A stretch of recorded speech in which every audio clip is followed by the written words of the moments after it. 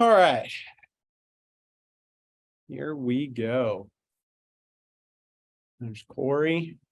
All right, guys, we'll go ahead and get started. Y'all can all hear me, right? Thumbs up. You're good. All right, perfect. All right.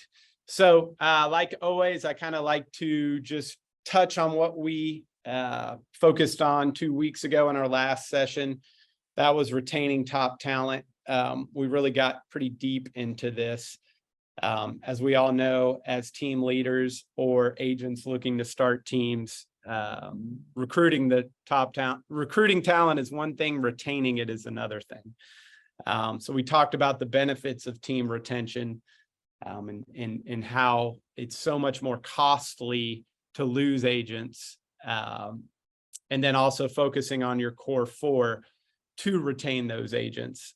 We talked about tips to retain agents through team culture, and then leveraging Compass as well. Everything that Compass provides as a value add to retain those agents, and the way the structure of how Compass is set up with principal agents first and then team members under is super valuable.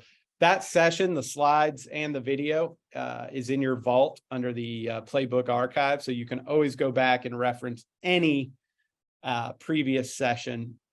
And then if you have any other in detail questions, you can always reach out to me directly. So let's go ahead and get started. We're pretty intimate today. We got about 10 people on here. So I always keep the chat box open. I'm going to try to get you guys engaged today a little bit more since we're so small, and feel free to raise your hand, chime in, or just yell at me. So let's get it going. All right, team incentives, building incentives into your team culture. So I'm going to first ask you guys in the chat box, like when you think of team incentives, what are some team incentives that come to the top of your mind? Chat, put those in the chat. Anything.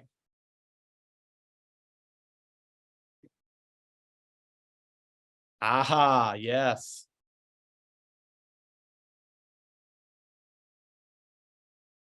Retreat. Bonuses, right. Like split reductions, things like that. There's tons of incentives. But I think as agents, we overthink it. I like to approach incentives, monetary incentives versus purposeful incentives.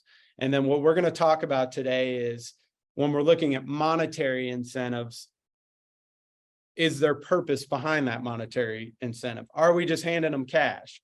Are we just handing them a split reduction? What does that look like?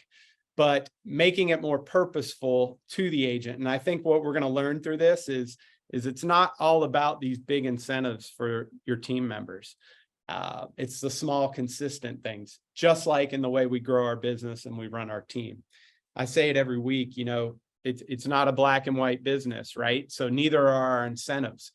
You've got to be able to adjust based off your team culture, your brand, and who your agents on your team are. So we're going to get all into that right now. And again, if you guys have questions, feel free to chime in.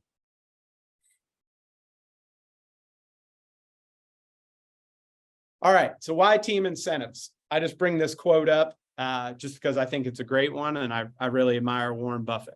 So incentives are a great way to ensure that your team members stay motivated to do their job to the best of their ability by offering something they can achieve if they hit a certain target or something they have to work towards, right? That's basically it. The reason I show this, I think it's a great quote, but the word motivation is in there. And motivation is the driver to a successful team. Without motivation, it's hard to create that consistency, which also then leads to your success. I always say to my team, I use the example, whether you're selling, a 5-cent cup of lemonade, like my daughter does on the weekends on the golf course. I love that. or a $5 million property. You've got to have motivation. Now, here's the thing. You're going to lose motivation, whether it's a 5-cent cup of lemonade or a $5 million listing. So incentives are a way to keep that motivation strong and keep it going and push your agents to the finish line.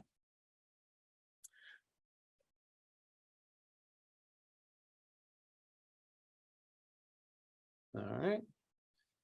All right. So to continue, what do team incentives do? What do incentives do? I already said it. Number one, it creates motivation for not only yourself, but your team members. It adds to the team culture. So with culture, right? The one thing I've learned as I've built my team is you've got to always remember that team members are never going to want it as much as you, no matter what. I struggled with that for years. Honestly, I still struggle with it. You give someone a task on your team, maybe it's a lead, maybe it's a listing, maybe it's a buyer referral, and you find out later they didn't call the person until the next day, right? And you're like, why the hell did they not do that? I would have dropped everything and called them.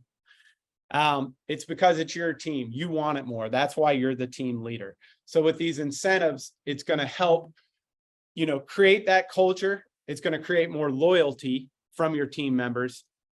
And then in the end, it's going to create that productivity that increases your team sales and their sales. It also creates teamwork, right? I know a few of my agents that I'll get into an example here later in the slides. Now that the market has changed, there's not as much transaction volume. They are actually teaming up and partnering on deals. And at first I was like, I don't know about that, but they have really hit some strides and are really becoming successful. Incentives also help with turnover. And then ultimately it reduces costs because turnover leads to higher costs. A great example is one of the incentives I do, and we're going to talk about that here shortly. To the retreat, this year's retreat, right? It's creating competition, it's creating production, it's creating teamwork. So what I'm doing is a certain type of incentive for my top 2 salesmen for quarter 2 and 3. They are going to get either a retreat ticket or their hotel paid for at this upcoming retreat. And as we all know, this new retreat is pretty pricey. So we'll get into that here in a minute.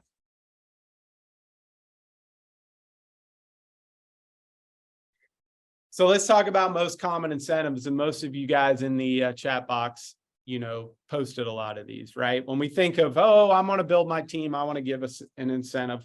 I want to create a bonus, right? Whether it's quarterly, yearly, whatever, how that looks like, that's monetary, right? Split reductions. As we all know, team members, it's all about splits. So, hey, if you had a certain GCI goal, your split's going to reduce to this much or this much.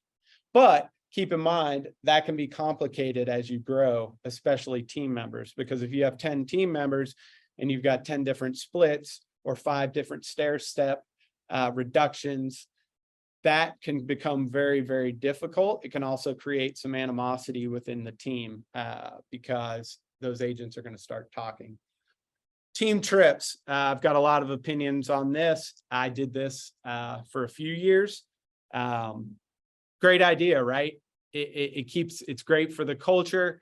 I know a few years ago, I did a trip based off certain sales goals, but here's the thing. Again, my team grew. A lot of my team members have kids. So when you're wanting to do a team incentive trip, I know, Bobby and Steve, they can go on this date. Well, Sally can only go on this date. And then Amber can only go on this date.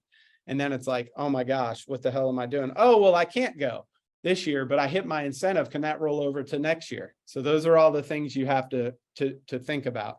I put here, Cancun is nice, but the Compass retreat is better. And that gets me into simplifying your incentives. what I have found that has been most successful for me and my long-term vision and long-term growth for not only myself, my team, and my team members is that you need to focus, especially any monetary incentives like money, bonuses, any of that, back towards the agent's individual business. You know, giving them a trip to Cancun is great, but giving them a Compass retreat ticket where they can go and network with some of the top agents in the country and learn and collaborate without ego, there's a whole lot more value there. Yeah, going on a boat in Cancun is fun, but what does that do for their business? So about 3 years ago, I really shifted all of my incentives back towards the agent's individual business. And it's really easy to do that here at Compass. It really was, especially in the past, with marketing dollars, right? So I would allocate a certain amount of marketing dollars to each agent based off certain sales goals. So, hey, instead of, Lita on my team, who's a great producer, instead of giving her an X amount bonus at the quarter, I might give her $1,500 in marketing dollars. So then she can, if she closed 3 deals in one neighborhood, she can put a marketing campaign together via postcard or digital ad or however that looks, right? She can invest that money back into her business rather than just going buying a Louis Vuitton, right? So I know you ladies out there will laugh about that. So, investing back into the business and back to the retreat. I don't know if you saw Leonard's email this morning. He had the video clip of YouTube with Rory, our president of growth, interviewing with Real Deal. If you haven't seen that, go in and watch that. I mean, that is the ultimate telltale of Compass's path. We hear people on the outside, Compass is losing money. Well, it was kind of on purpose, and Rory plants it perfect. But my point behind that is he made a comment in that video that said 10% of transactions last year and into this year are from Compass referrals. We have the best referral network out of any brokerage in the world. I'll put that up against any argument, right? So by incentivizing your agents and letting them invest back into the business, i.e. the Compass retreat, that's going to lead to referrals. As this market changes and the amount of transactions are coming down, we've got to look at ways to alter our business, not change our culture, not change our brand, but look at different ways where we can increase transactions rather than, because here's the thing, and I'm a very optimistic person, but if you are doing the exact same things that you did the last 2 years and nothing else, you're going to do less transactions and you're going to make less money. It's just simple math. It's simple data. There's not enough transactions out there because of the inventory issues, interest rates, all that fun stuff, which we can get into on a later day. So incentivizing back into the agent's business is I think the most important thing with this call today. All right, here we go. So let's get into some incentive tips. So you don't always need to think big. I think when I used to look at incentives for my team, I thought big. Oh, big Christmas dinner. Oh, big, quarterly bonus. Oh, a 5% split reduction. No, don't always think big. It's more about consistency, guys. Ruthie Adams, who is on my team, she's a great agent. I've mentioned this in sessions a few weeks ago. Last year at the Compass retreat, she couldn't afford to go. Well, she's an amazing musician, very artistic. She created a video and it's on Workplace. It got like a gazillion views, to recreating the Adele song Hello, but the words were changed but it was made for the Compass retreat. It was freaking awesome. She didn't tell me she was doing it. She didn't tell anyone. Well, it blew up. Like all of Compass was like, this is awesome. You know, so what I did the next day, I keep this stack of handwritten notes right next to me. I just wrote her a handwritten note like, Ruthie, that was awesome. You know, I'm super proud of you. That was amazing. I ended up buying her ticket because I thought it was so awesome. That was a hell of an incentive. But the point was the handwritten note had more of an impact on her than anything. You know, I just left it on her desk. She was like, thank you. You know, that's an incentive to me. You've got to look at it. So don't always think big. $5, you know, I say $5 Starbucks gift cards. These are in my desk, right? Anyone I meet, if it's a past client, a future client, anything, you know, I initially right away, I write them a handwritten note. I keep these $5 Starbucks gift cards as thank you to other agents in the area, other Compass agents, Compass staff. It's $5, you know. Are they going to get it and go, oh, that cheapskate? I mean, what can you get for $5 at Starbucks, right? It's not about that. It could have been a $500 gift card, and they're going to have the same feeling, the same reaction. So I do that with my team as well. Hey, thanks. Go have a cup of coffee on me. I appreciate you helping me with that showing while I was out of town last week. It goes a long way. Social media shout outs, right? Always pumping up your team, not only yourself, but your other agents. It's a we, not an I culture, right? And that goes back to knowing your agents. I have a few agents on my team that I know needed to be pat on the back. They close a big deal. They love when they are pumped up, whether that's on email or social media. Some others don't care about that. So giving them shout outs, right? I created an agent of the month on our team social media page where I select an agent. I do a profile on them, you know, pumping them up. They like it. That's an incentive. What does that cost me? Nothing. A little bit of time. Smaller incentives, right? After every monthly team meeting, we go out for lunch. Again, that helps with culture. It builds culture. It builds morale. It's building productivity. Is that a quote unquote incentive? I look at it as, you know, again, you don't always need to think big. And then other things like our group activities. Once a quarter, we'll go play pickleball. We'll go do workouts. We'll go to Top Golf. We like to have happy hours. We got a really cool bar card up here that's stocked. So, you know, every month I'll just say, hey, if you're out, you know, Thursday at 4, come on up, have a cocktail, we can chat, right? That's an incentive, guys. So again, I can't stress it enough. Don't always think big on these things. It's more about consistency and purposeful small incentives. And then we've already kind of touched on this. I jumped ahead. Only give monetary incentives geared towards your business, right? So whether that's company marketing dollars, Compass Retreat giveaway. David Schlichter out of Boston, he runs an amazing team. I was fortunate at last year's retreat in Atlanta to speak on stage with him. He runs a really cool team profit share bonus structure. He is like the nicest human being in the world. If you emailed him, he'll send you the whole thing.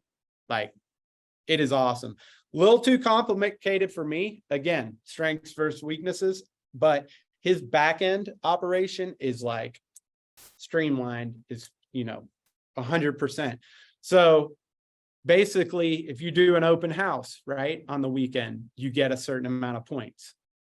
If you close a house, if you close a buyer, you get a certain amount of points. If you close a listing, you get a certain amount of points. If you go to a team event or a Compass event, you get a certain amount of points. At the end of, and then what he does is, and this is the tough part, everyone's commission, even his, all his team members, a very small amount, let's just call it 1%. I don't remember what it is taken out at closing and put into a pot, let's just call it. And then at the end of each quarter, based off your point system, that pot is divided to your team members. That's a brilliant idea. What I like most about it is you can make it as big as you want to, or you could make it as small as you want to. You know, I know with me, I travel a lot. I'm about to start traveling with Chirag around the country on this Pitching Compass campaign. So I need a lot of help with my listings. A lot of times I need help showing, you know, with photos, with inspections, all of that. So I rely on my team members. So right now I'm working and brainstorming. I'm building something out to where we can all collaborate on every deal together. So this incentive program, this point system is really cool. It's something I would really like to figure out. So yeah. One more example I forgot about. So, you know, back to the market change, and I've got a couple agents on my team that are newer, but they are doing the right things. You know, they're working hard. They're up here every day. And you know, that's what I look for. I always preach on that. If you go and sell a bazillion dollars, but you're an a-hole, I don't care. I don't want you on my team. But if you're a good person doing the right thing, you know, working hard, you bought into our team culture, bought into the Compass culture, like that's the person I want on my team. I've got a couple agents that are struggling because they're new. And as we all know, the transactions are just not there right now, and they don't have a big sphere of influence. So one of the agents, Brittany, I was gone a few weeks ago at my daughter's golf tournament. She showed a couple houses over the weekend, literally 3 homes. It probably took her 2 hours over a weekend. I know she's busy. She's got 3 kids. It was it was a decent transaction. I mean, I probably showed the client 100 homes, and we finally closed. When the CDA came out, and I know it's called different things in different parts of the country, that's where we get paid. I wrote in like $500 for Brittany, right? I made a whole lot more money. Did I need to do that? Did she expect it? No. But the look on her face, and she came to me and was like, oh my gosh, that was so nice of you. You didn't have to do that. I literally spent an hour of my time. But for me, that was a big deal for me because I was gone. My client wanted to see those 3 homes, and Brittany offered up to see it. So if I gave up $500 of the 30,000 I made, does it really matter? Right? To make her happy. Now she's more, you know, she's more purposeful, she's more productive. And again, it's always building that team culture. So that's just kind of an example. Is that an incentive? No, but it kind of is, right? Because that's what we do at our team. That's that culture we're building. All right. So we're winding down. What questions do you guys have? So we kind of ran through that fast. If you don't have any real specific team incentive questions, what questions do you have going on with your business? I'm happy to chat with you about that. We have about five minutes or so. Feel free to just oh, thanks. I have one. Go for it. Okay, so inadvertently, my team has done something kind of backwards, very backwards. I have a team lead partner. Okay. And we hired somebody to be an operations manager for the team, but she's licensed and she wants to start growing her business. So she's selling as well. Okay. Only we didn't realize that in her heart, she just really wants to sell, but she can't afford that. Like she needs the salary that we're paying her. Okay. So we're in this struggle because her heart isn't in. So I'm trying to figure out how I can throw in some team incentives to kind of help that. Okay. Do you think I'm too late? Well, I mean, you're climbing an uphill battle, but so it really boils down to how things were structured with her previously. Is it in her heart, does she really want to sell, or in her heart, does she see how much money she could make if she was successful selling? B. Okay, that's what I thought. So maybe you could bring her in to both you and your team leads deals and give her more of a significant role. I don't know how that looks like for you guys, right? And this could not be of value, but I'm just kind of spitballing here. So like with my operations director, she earns a percentage of every one of my deals I do, right? But I've increased her role in what she does. So basically, transaction to close, she's the one. She's negotiating my repairs. She's creating my amendments. One, that gets your operation director more involved in the transaction if she wants to be a part of that. And it will make her a little bit more money. It's going to put less money in your pocket, but I wouldn't look at it that way. It's going to free up your time to go out there and recruit and grow your business and do whatever you want on that. Now, if she has a significant sphere of influence and you think she could be super successful at selling, that's another conversation, but usually that's not the case. So. Yeah, we actually already do that. Yeah. She already has, she's got 5% of each deal. Yeah. And So, I've got her working on, drawing up paperwork as needed. The other thing you could do is, and it's risky, it's a little outside of the box, but like Amber, my operations director, my assistant, she's licensed. I allow her to sell, but she doesn't really focus on it. Now she'll have her cousin or her next door neighbor will call her once or twice a year, and I'll let her go do a buyer deal. Like she'll make an extra 20 grand. But we have the understanding that the minute that pulls away from your day-to-day job description, we're cutting that off. So yeah, that's a slippery slope there. But heck, if she's all of a sudden turns 2 deals and those 2 deals turn into 10, well, maybe she does need to be an agent. right. Well, so far there's been no deals, Yeah. Usually what I've found, I've had that question a lot. The agent wants to do it or the operations person wants to start selling, but after a certain amount of time, they realize how difficult it is. And then they're like, oh, wait, I like that little salary that I was getting because it's consistent. So. Yeah. Thanks. Yeah. Anything else? Thank you, Mai, for the comment there. Appreciate that. Got anything for me? Billy, Brett, Corey? I am about to start rolling back, like what you talked about. I never did this before, and I've 26 years, but we've never changed someone's split based on their production. And I'm scared to death doing it. But I have agents that haven't brought in one on their own, and they're still at a decent split in the past year or so. Not one transaction has come from their sphere. And I'm like, it just doesn't make sense anymore. Yeah. And no, I mean, that's a tough thing to do. Trust me, I've been there. I still struggle with it. But I mean, honestly, guys, again, I don't like to be negative. I'm very against it, but I'm also a realist. Like times are changing, guys, especially for these new agents. And I think the biggest struggle for them is they don't know any better than the COVID market. Yeah. And there's going to be a mass exodus of agents that have been in the business for 4 years or less.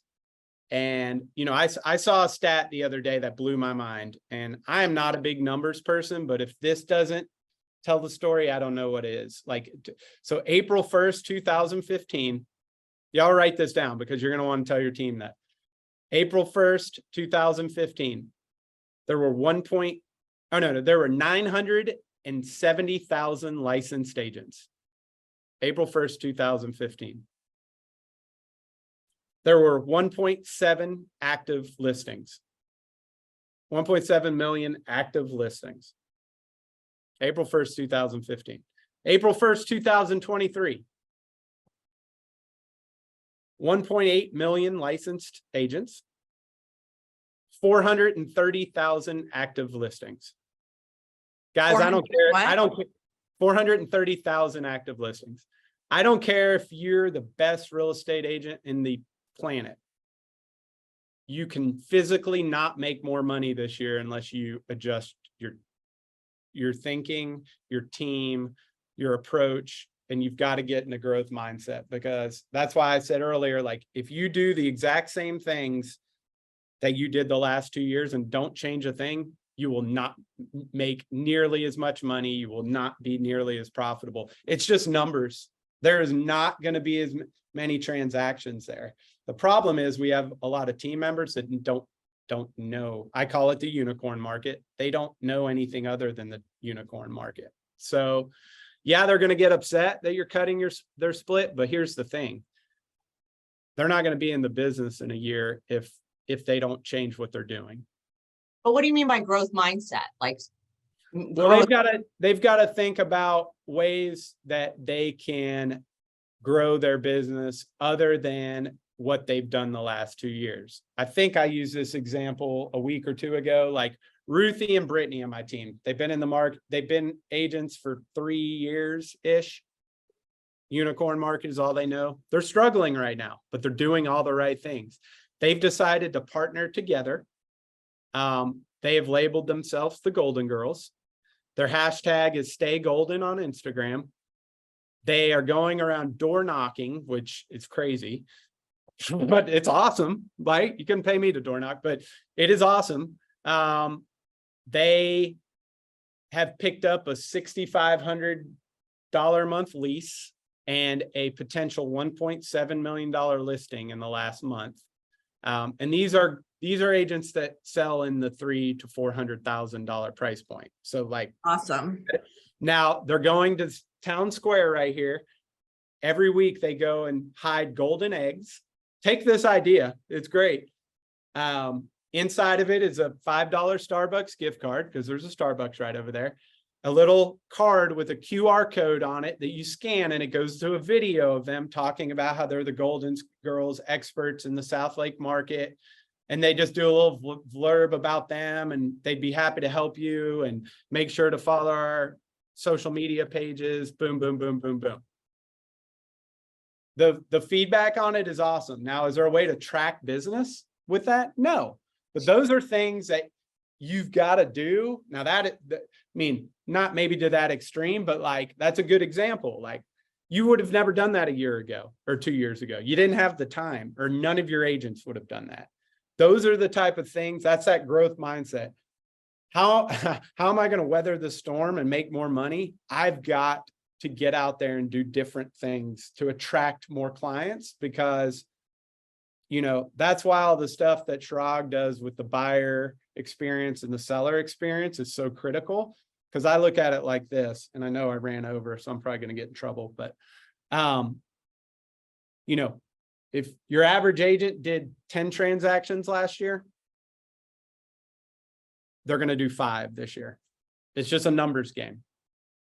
So, you know, last year, if you closed 10 deals, you probably got 12 opportunities and you closed 10 of them. Great, right? The other 2, who cares? I'm a new agent. I did good. This year, if you're only getting 5, you better hell close those 5. Because if you don't close 5, you're closing 2 or 3, and then you're out of the business. So that buyer and seller experience, I think, is critical now, because if you do get those opportunities, you've got to close them, because they're just not going to be there like they were in the past. So I know we got off of incentives, but I think that was good. So it all ties together.